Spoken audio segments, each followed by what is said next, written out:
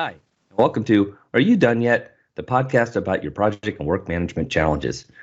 I'm Mike Taylor with Innovative E. Today I have with me as normal, Bryan Quick. Hey, good morning, everybody.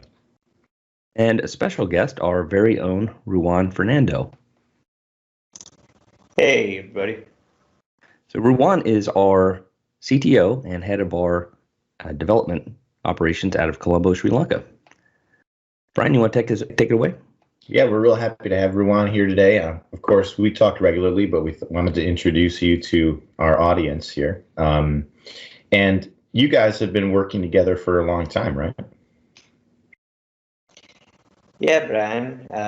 We are getting close on 15 years now, I think. But even before that, Mike and I worked at other customers that we still work with today. So yeah, we've been working together, I think 17, 18 years, Mike. Yeah, Does that sound about right? I think it's about right. About 2003, I think, or two, somewhere around there. Yep. Yeah, so being the newcomer here, I've only been with Innovative E for a year. So tell us a little bit more about how the company got started, Ruwan, and your ties to Sri Lanka and how that all worked out. Sure, Bryan. Yeah, I was born and bred and possibly buttered in Sri Lanka. Though I had the opportunity of being over in the US for a year back in the day. So I'd always loved being in the US, enjoyed the culture, enjoyed the experience, really got into programming and computers because of the year I did in the States. And so when I started working at at the previous company I worked at, and I got the opportunity to be in the US, it was a great, it felt like coming back home in a sense. And then Mike and I met up, I think, around 2002 or 3, as Mike said. And initially, I think we found it easy to work with each other. And then we thought, look, we've really got to see if we can do more together. I was keen to get back home to Sri Lanka. And so we started talking about it. And I think it was around January 2006 that we officially kicked off Innovative East Sri Lanka. And we are getting close on 15 years now. So that's been a great journey. Yeah, that's exciting. Mike, how do you remember it? About the same way. I think a funny story about the beginning of our meeting. I was managing a bunch of projects for this client that Ruwan was talking about, and the guy that was the lead of the whole group, there was about 16 or 20 people in that group, I guess, Ruwan, right? And he had to go back to Sri Lanka, and so they were going to bring somebody else in. Well, I didn't know that Ruwan had already been there, and there's a gentleman we used to work with very closely named Carol Ford, who was actually leading the whole group. He was the, I guess, director of that dev operation there. And he said, well, we're going to bring this guy in. And I said, well, we really need to vet him. He said, he'll be all right. And I said, sound like Carol. I was like, no, we really need to interview him. He goes, no, he'll be all right. I was like, Carol, we really need, he goes, he's fine. I won't talk about the chicken suit. Oh, no. There are some things that are left unsaid in the podcast. All right. Well, that's great, guys. So you decided to go back home to Sri Lanka and start Innovative E SL, we call it for short. And Mike, you stayed here in the States, obviously, and we've been working together ever since. So when customers have certain needs that the SL team is best suited for, like custom development being one of those things, and we'll talk about that a little bit, then we rely on your team for those solutions. And Innovative E US has, their expertise in their wheelhouse in certain other areas. So it's a very symbiotic relationship, the yin and the yang, so to speak. Absolutely. All right. We've worked with a lot of customers over the years too. Yeah. And doing not just custom enterprise application development, but also actually product development for customers. We've actually converted product, ported it from one technology to another, and we've extended systems. We've taken kind of whole control. I mean, in conjunction with the operation there, and mostly the heavy lifting, obviously there in the development center. Yeah, it's a different kind of development center that we have there, Ruwan, right? I mean, there are, we get emails all the time about, offshore development and this and that. And, we like to think that we're a little bit different. How do you think that our shop's a little bit different, Ruwan? What are our unique selling points on that? Well, I think, Bryan, quality has been a key piece of what we do. So right from the get-go, we made sure that we had a strong quality assurance team. We talk about quality assurance on day one. So when we've got a customer engagement, we make sure that our quality team is also included. The quality team, I'm sure those of you who have been doing dev out there know how often QA teams and development teams are not always the best of friends. But our QA team often becomes our best friend, because right from the get-go, we work together to understand what the quality requirements are. The QA team will challenge the dev team, will give us grief early on. But it's a very collaborative process where, together we build and write great software. So I think quality is a big part of our story. We've also got a team that has got used to following as much process as is required. So for example, if it's a small add-in that we're doing or a low-code solution, we'd go light on process. But when there's a heavy lift product that has to be built, our team has the process capability to get continuous deployment, continuous integration type pipelines in place. We have a process where, from business analysis to design to the code artifacts to test cases and test plans, all of that is covered. There are well-defined places for all of those artifacts to go into, be it either in SharePoint or in Azure Dev Ops. We really like the role that Azure Dev Ops plays in our process, where from requirements through to code through to dev to QA, all of the artifacts are stored in one repository. It's all tied together, and there is great visibility into what is being worked on, where a particular piece of the puzzle comes into play, and it all lives in one place, as opposed to having different things all over the place, scattered in emails, scattered on chat threads. That just gives me the creeps to think of trying to figure out requirements based on a chat thread, right? So we've got this process that we've been using for a while now, and it really works, and we've evolved it. When we started out, a lot of work we were doing was waterfall based, but people now just know that waterfall isn't the only solution, and most times it's not a good solution at all.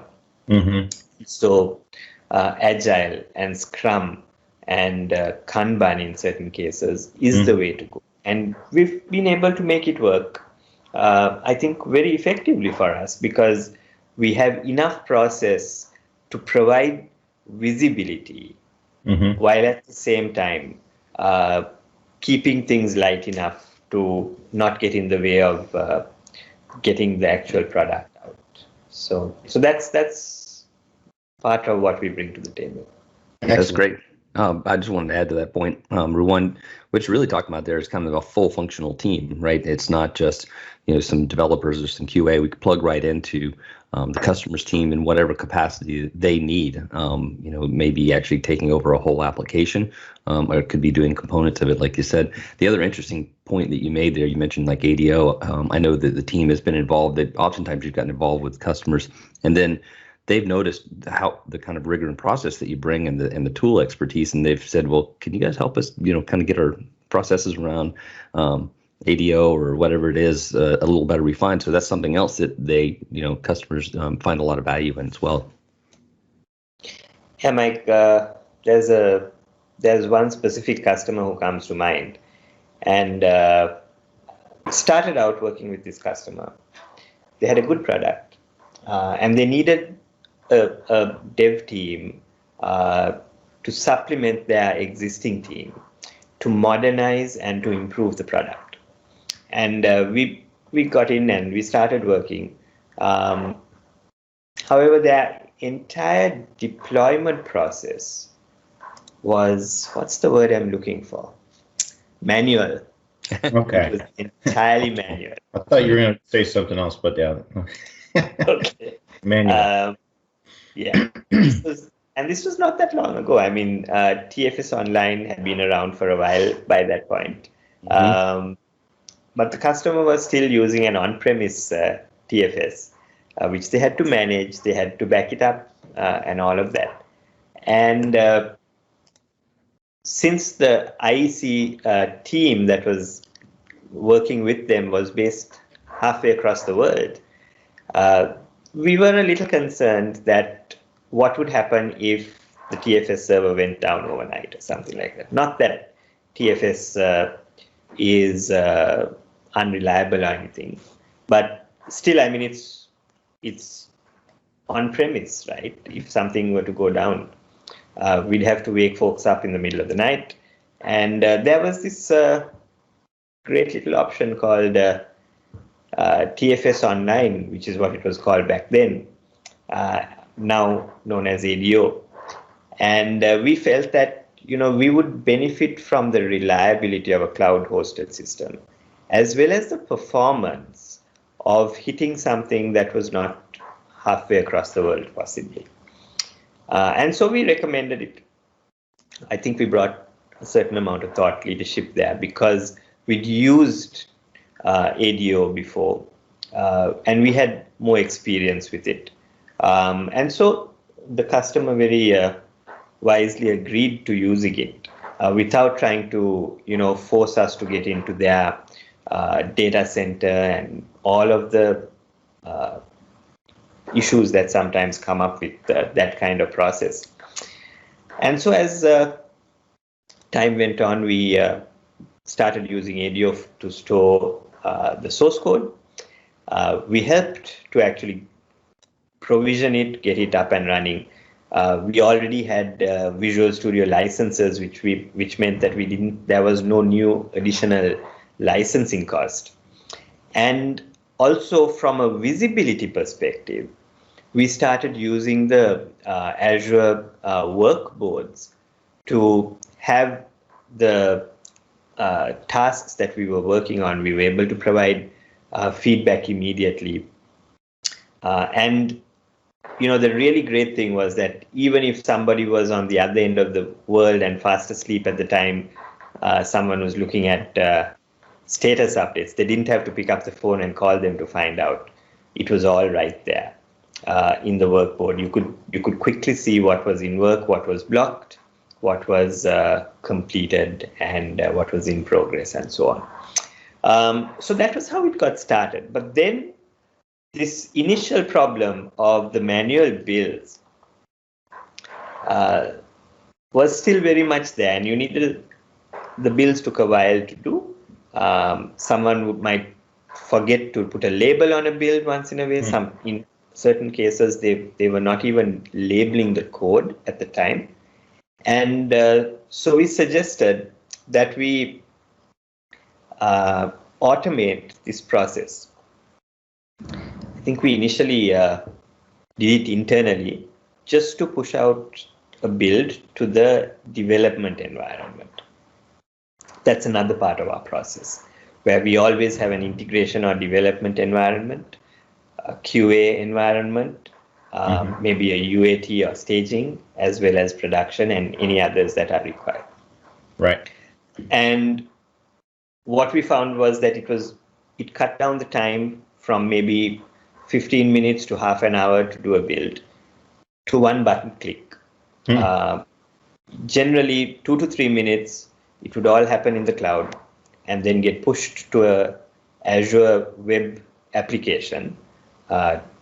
And your build was out there and it was ready and it was predictable. If somebody forgot to do something, well, Azure wouldn't forget or ADO wouldn't forget.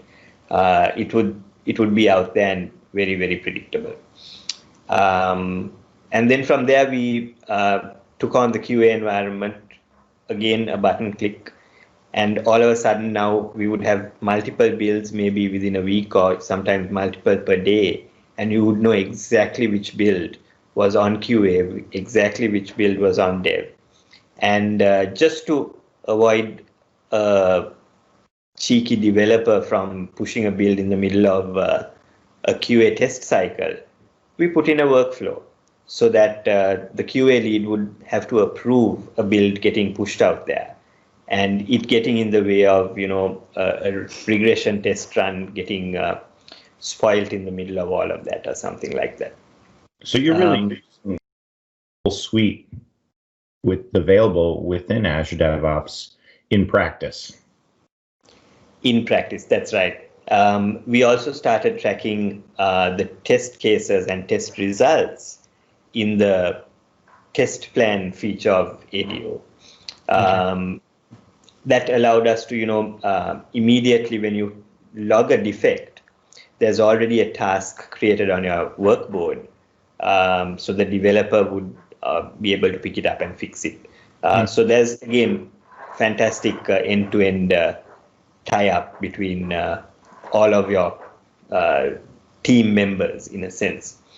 So they really brought you in to, for the coding solution, for the dev solutions that you're able to provide, but then having been embedded in the customer and realizing that there were sort of these opportunities to improve the process and to leverage additional tooling in the suite, you decided that you're going to start actually trying to change or influence the customer's way that they do development, not only provide excellent development resources. That's right, Bryan, yes. And I hope, I think we definitely added value there. The interesting point is that they actually now have about 10 or 12 different environments hooked up to this ADO pipeline.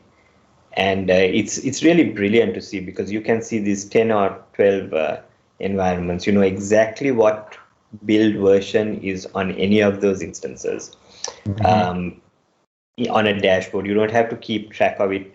We previously had something called a release dashboard, where any project, we would know which build was in dev, which build was in QA, staging, UAT, production, and we had to manually update all of that. Right. Now it's all right there, and when a build was pushed out, when it was deployed, all of that for free, basically, because you're doing the process anyway. Right. Yeah, and you're talking, you're not talking one or two people on the team. I mean, I think we have 10 or 15 people over there, and the customer has a significant number of developers and BAs and folks in there as well. So you're bringing all this process and technology together, and it helps refine and streamline the team operations as well, from what I understand. That's right, Mike. Yes. So there is a it's a significantly sized team, and it gives a great amount of visibility across the board. And again, when you're in the middle of COVID, the reality is you're not all working from the same place. Right. You're not all. Oh, there's some of the guys. It's obviously a pre-COVID picture here. Pre-COVID. Yeah. Yes. This is this is the team, right? Right, Ruwan, I see you in the back left there, peeking Right. over his shoulder. Yes. And so this is the team in a office photo, obviously before the work from home mandate came into play, but it's a pretty sizable team that you've got there. Right, and I think it's grown since then. We have around 35 people now on the team, and it really helps to keep everybody in sync. Right, when you're using these tools the way that they're intended. So this is another photo of the team. Now this is the office in Sri Lanka. We actually have a physical office there, right? I can see actually the same type of window in this photo as is behind you now, Ruwan. Yeah, so the frosted. The same place. Yep, that's right. So I'm in office today. I've actually been in office most days, but a lot of our team does work from home. And again, we've got the infrastructure set up so that folks can come in securely. In this day and age, you can never be too careful, I guess. So we've got everybody on VPN, and folks come in and work. Yeah, you mentioned something there. You mentioned the word securely, and it was a topic that I wanted to kind of pick up on. Sorry, Bryan. We've been talking a lot about that throughout the years when you're doing custom development for customers, especially if it's a product like you're talking about with this one particular customer. We've done that with a lot of customers. You have to go through security reviews, very detailed assessments of your operating procedures. I know that you guys have had some challenges this year because of COVID and having to move people around and go virtual and things like that. But security and compliance with those kind of things is also part of kind of the DNA of what we do with our operations over there as well, right? Right, Ruwan? Yeah, Mike, absolutely. And I think right from the start, we've been working with customers who had to be compliant on initiatives back in the day, like SOX, Sarbanes-Oxley. More recently, GDPR has come into play. And even if you're a US-based company, if your clientele is based in Europe, you've still got to be thinking about GDPR. Yep. Mm-hmm. There's a lot of emphasis on personal data. So we've built that into our DNA in a sense. We have to we are a Microsoft partner, so there are certain compliance requirements there as well. Yeah, pretty stringent ones as a partner. Yeah. So we've got our team, and one of the first things we do is we walk them through data privacy, what can and cannot be done, why certain information has to be used and handed out on a need-to-know basis, what our responsibilities are when we've got those bits of data in our hand, if we are processing personal data, what we need to do. And then even down to more technical areas of what are the top 10 security issues that web applications have. And so our dev team actually has been trained to think on those terms and to think of security. We've even had to help certain customers fix security issues. And that has been a key part of the engagement. And so we've had dedicated resources that have worked on it maybe for 2-3 months at a time, because there was, say, an application that was scanned and maybe 10 or 20 issues, and those needed to be remediated. So that kind of skill set is useful to have, and in this day and age, I think it's mandatory to have. And so it's not just those 1 or 2 resources that we sort of hand off the responsibility to. We try to do internal seminars or a lunch and learn, where some of those learnings that have come in are then shared with the team. So, for example, the OWASP top 10 issues, there are folks who join us who have never maybe heard about what this is, but they get to learn it pretty quickly. So that, when you write code, you don't introduce those errors in the first place, but you're also capable then of going and remediating them later. Yeah, that's awesome, because we have a lot of customers we've worked with, with our partner Bravo at the platform level, security and compliance level. Now you're talking about writing compliant code, which is fantastic. And like I said, it's really mandatory these days for customers. Yeah, absolutely. So Ruwan, recently we had a request from Microsoft to do a demo on Azure Dev Ops. And we had another one from CDW in a similar capacity. So these customers are, considering their, future tooling for development, and they would need an ADO demo. Well, we could do an ADO demo here in the sales department, but we thought it would be better to have your folks actually show these customers how they're using the suite from top to bottom, as opposed to just doing a Contoso demo. And I thought that demonstration went really well, because it showed our depth in the tool set and also our ability to use it on a daily basis and really talk to the customer about how they might use it going forward. So I thought that was a really good development and something that we'll do more of in the future.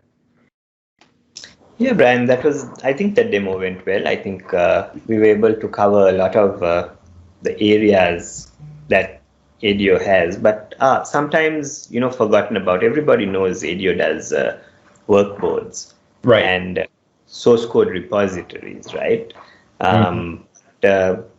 For example, the testing tools are not something that possibly everybody uses all of the time, but it is really useful. Yeah, you mentioned that earlier in the conversation, how you were able to automate the builds and the testing processes. What kind of impact did that have on the actual customer's ability to produce additional results and ultimately, influence the product that they were building?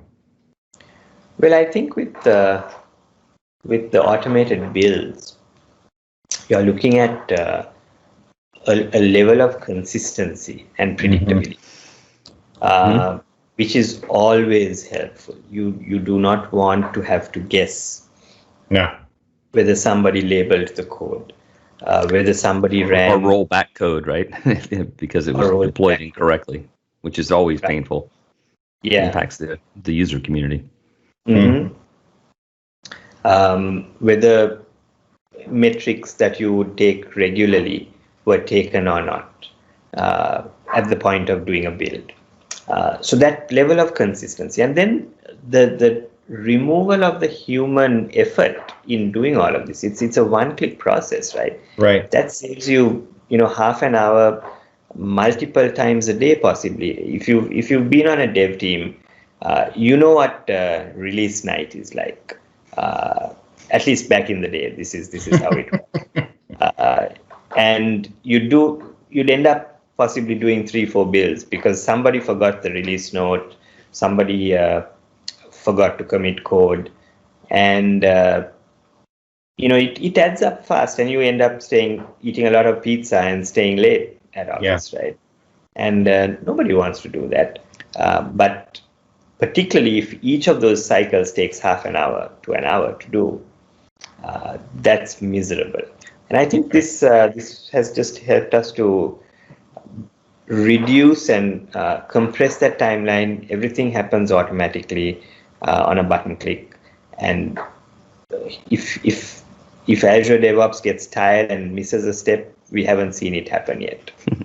So one of the things about that, and we see this with other kinds of work management, because we do a lot in that space as well, right, is that because you can do faster iterative cycles, you, I'm sure, are producing higher quality code as well, right? You're not having to go through, all right, we can only do one deploy a week to staging because it takes so long, right?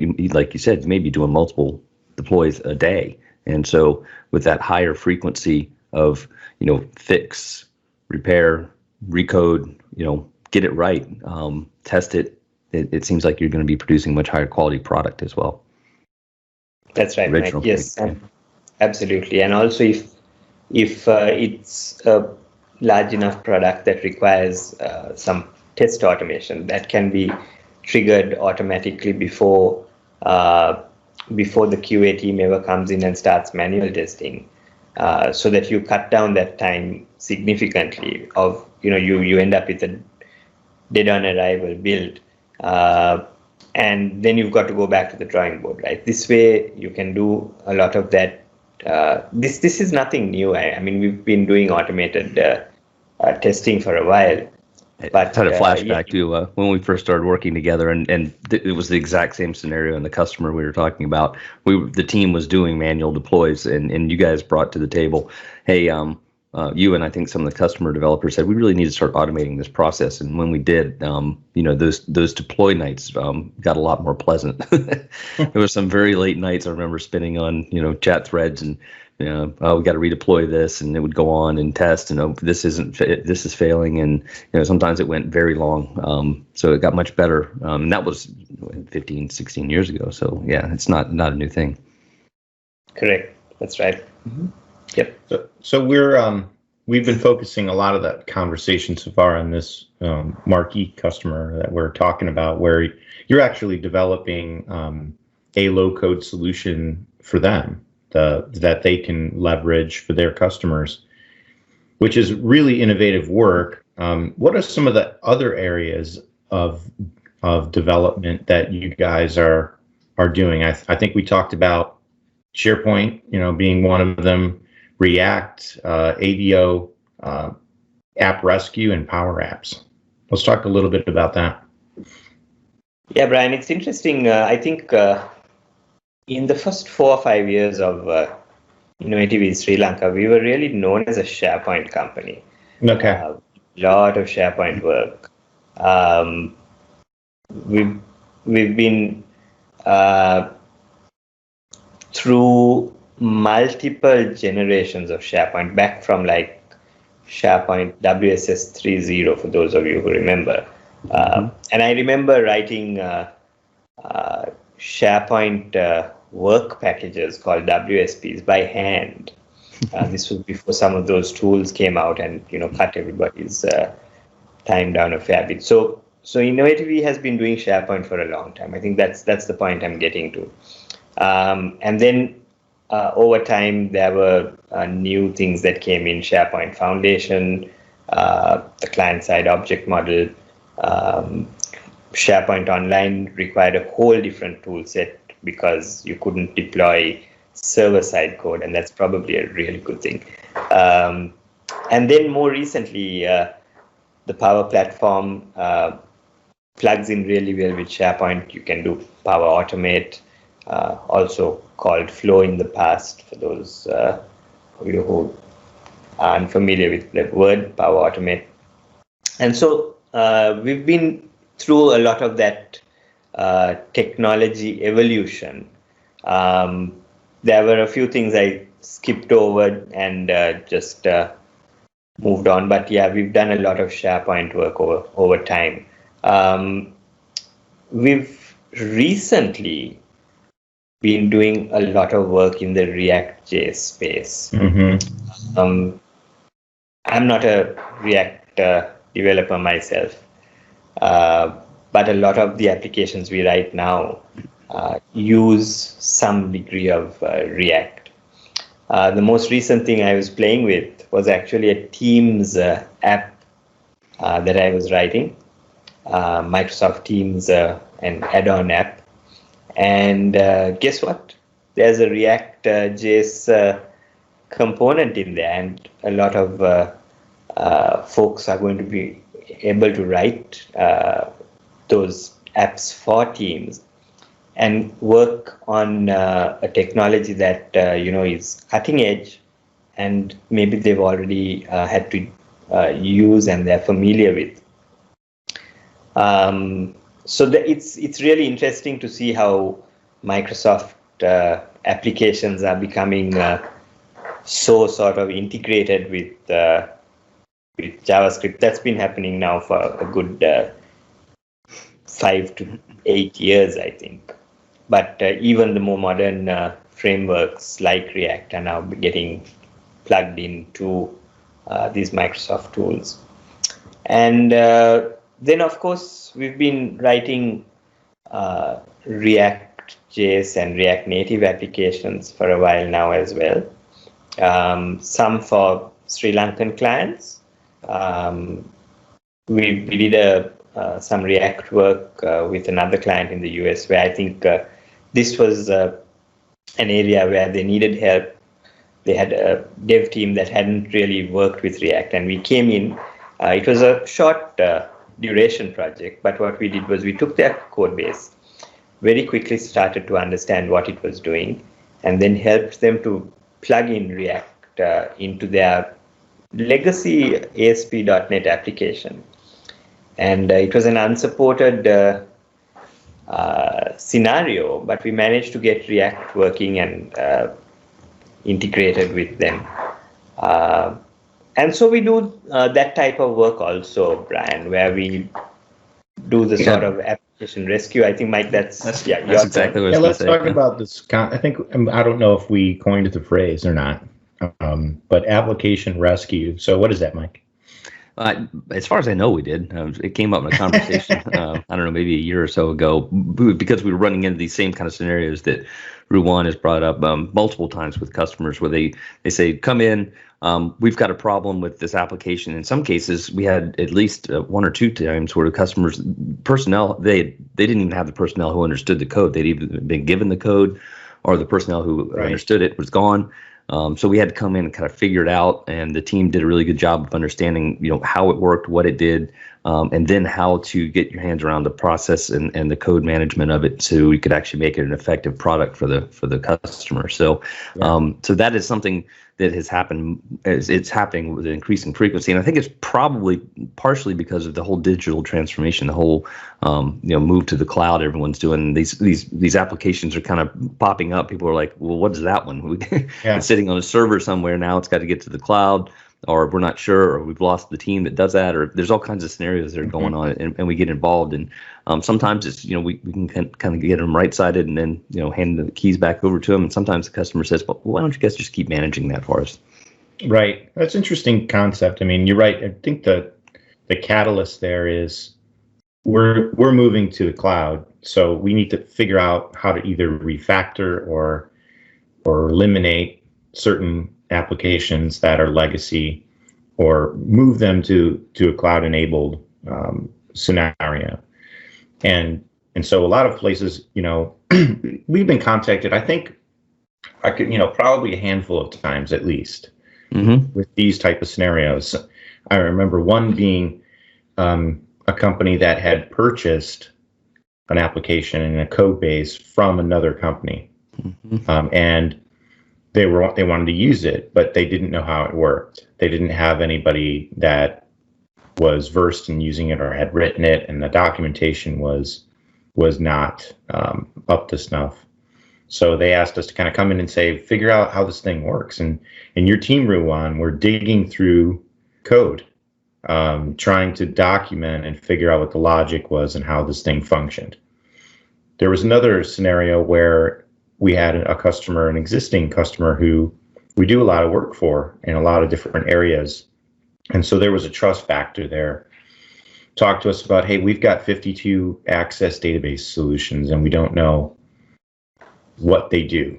It kind of evolved that way over time, where people would develop their own and then it got put on a server somewhere, and we don't really have an inventory of what these things do. But Mike, think of the amount of manpower and thinking and type of evaluation and then execution that went into emulating all those business processes as mini applications in Access. Tremendous amount. You might think about that as, all right, well, I don't know what they do. Just turn it off and see who screams. But there might be business critical processes in there that company relies on. So they turned to us and they said, hey, can you guys take a look at this?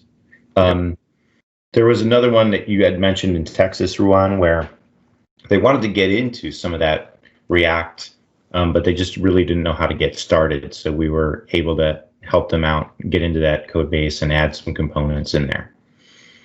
So that's what we're calling App Rescue. If you're out there and you've got an application that maybe you've lost the expertise to manage it, maybe there's a little bit of technical debt there and you're not really in a position where you can support it, we could probably help you with that.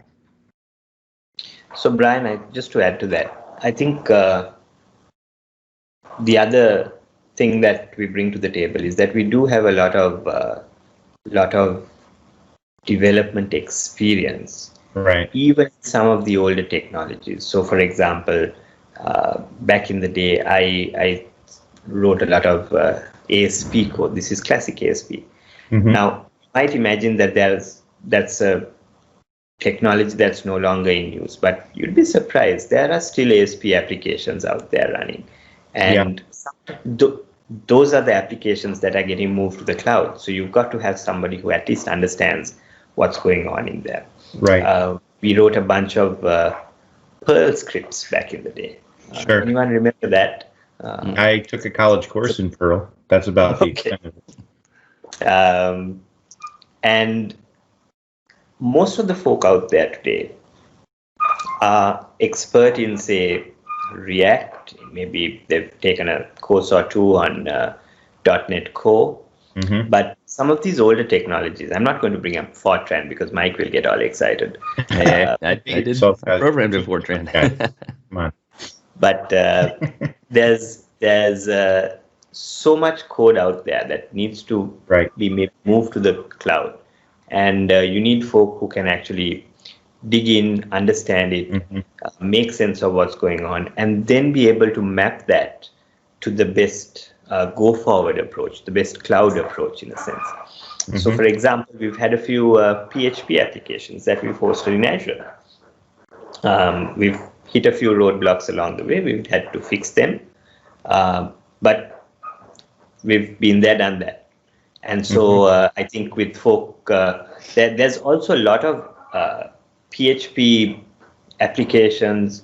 There's platforms like WordPress, and there's a lot of plugins for that. So if somebody's got something stuck away on an old PHP server somewhere, and they want to move that to the cloud, well, that's an area that maybe we can help, advise, and map a path for them to get to the cloud. Yes, you talk about some of the older technologies, but you're starting to hit on something else we've been talking a lot about lately, and that you're moving towards is the new platform, the new cloud tools, the CDS, the Azure tools. Talk to us a little bit about maybe your forward vision on some of this, Ruwan, and how you see the application dev space moving as with this new world of cloud enablement and even getting into machine learning and big data and things like that. Okay, Mike. So before we jump headfirst into that, a couple of days ago, my 9-year-old was looking over my shoulder, and he kept seeing Azure all over the place, and he asked, Tati, that's what he calls me. That's the equivalent of dad in Sinhala, which is my mother tongue. It's not my first language, unfortunately, but it is my mother tongue. And he asked me what Azure meant. So I had to other than blue. Well, I had to first explain to him that it was blue, and then my 13-year-old wanted to know why there was so much blue references on what I was looking at. So we took a bike ride, and I used the half an hour or so to walk him through why Microsoft probably selected Azure as the term for their cloud platform. Right. I'm not going to talk about that now because that's probably a fairly long and interesting. Let's do another podcast on that one. We'll do another one. But so I think Azure has got us really excited. And we're looking at, data lakes and some of the big data technologies out there. Again, we've got a few people in-house who now are really getting in depth with it. So there's buzzwords like Spark and Databricks. If you remember, Mike, we did some DTS, data transformation services packages back in the day. It got renamed and improved to SSIS, SQL Server Integration Services, but the new thing everybody's working on and talking about is Azure Data Factory. So we've been playing with some of that. We are looking at how all of this can be packaged up together. I'm not going to pretend to be a huge expert on all of these technologies, but we're very excited about what Azure Data Lakes Gen 2 brings to the table, and how so much data of different formats can all be accommodated there and then used to be accessed and used in your applications. And then, of course, there's some of the new Microsoft technologies for writing applications. There's a lot of integration between all of this, which is very exciting. And then the machine learning that you talked about, Mike, is where I think a lot of us want to be playing. And there's a lot of services out there on Azure for making some of that very accessible to folks who would otherwise not be able to maybe put all of that together. If you had to write it from scratch, or you had to buy a component and plug it in, that would be pretty expensive, I think.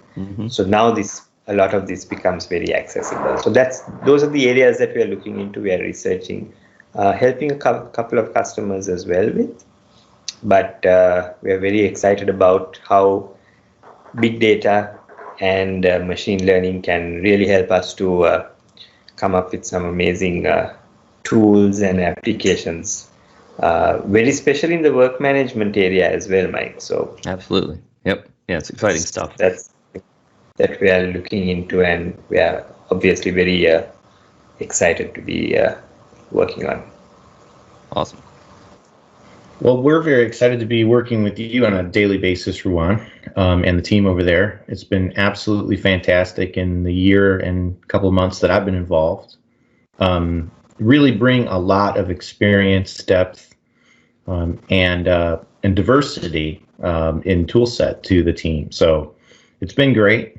Thanks for sharing with us today a little bit about your story and what we do and how our unique position that we're in with the Sri Lankan office, and our forward thinking about how we're embracing these new technologies going forward. You have anything to add, Mike? No, it's just it's been an amazing journey, and looking forward to continuing it. And I think we need to have you on a few more times. Yeah. Are you ready to be a regular on the Are You Done Yet podcast? Oh, wow. Now you're making me question my coming here in the first place. How did I get to this position? We'll make sure the tapings are all real early in the morning U.S. time, so you can participate. Right.